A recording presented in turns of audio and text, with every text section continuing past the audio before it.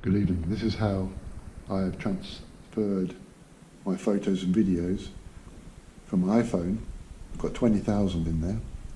My 256 gigabyte memory is practically full, but I've got a small 2 terabyte. That is 8 times as big external hard drive, and I've bought this OTG cable, USB camera adapter, and you plug it in. I'd suggest you go to screen preferences and set the screen to 5 minutes or never to lock, because if it locks while you're transferring, it will stop and you have to start all over again if it's a big file.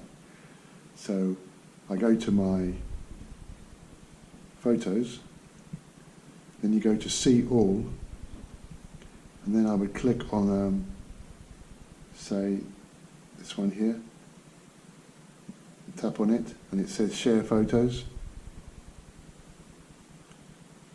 and then you go down to save to files, and then we're in the external disk drive. Go back to my files, and then I want to make a new file, new folder. This doesn't work very well. You see, I've created a new folder, but I have to go back here to see it or rename it. And this is going to be called the LDTT cap iPhone. So these are the files I've got in the iPhone. I may select all the files from my iPhone and put them into an iPhone file itself to keep them separate, because I've already got it backed up from my laptop. Done. Save. So it's now saving the photos. Quite quick because there's not many. That's how I do it. I found it a little bit glitchy, and I'd suggest you restart the phone with it all plugged in, just so it gets to know itself and the drive. This cable is powering it. The external SSD disk drive needs power, so it will come on without this plugged in, but it won't work. So it's giving it power. You can plug that into the wall if you wanted to. But it's a system I've been looking for a long time, because iCloud just doesn't work for me. I'll explain. I bought 200 gigabyte of space. I started to upload my photos. I was almost full up in my iPhone. After about a week, it had 400 videos in there, and it was getting very slow, and the iPhone was still full. So I stopped uploading to iCloud. But I went back to do it later on, and also I deleted in the meantime a lot of old files and videos I didn't want in the iPhone. But it tried to put them back into the iPhone before it would update all my new photos. So consequently, it just left it full,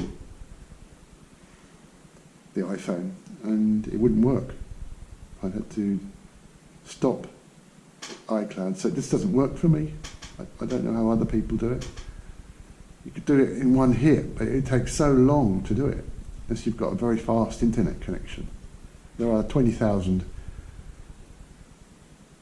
photos in here, and most of them are in, if I go into here, in recent, you see, there, in recent.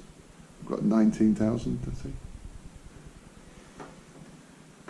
So, and iTunes, I wouldn't be able to pass the photos from my iPhone to iTunes to then pass it to the external disk drive. It wouldn't have the space in this laptop. You can do it by copying the files, and it's coded, and I've done it. So I've got all the photos in my external disk drive already about 6 months ago, but they're all codes. They're not photos you can view. You've got to reinstall it with iTunes again.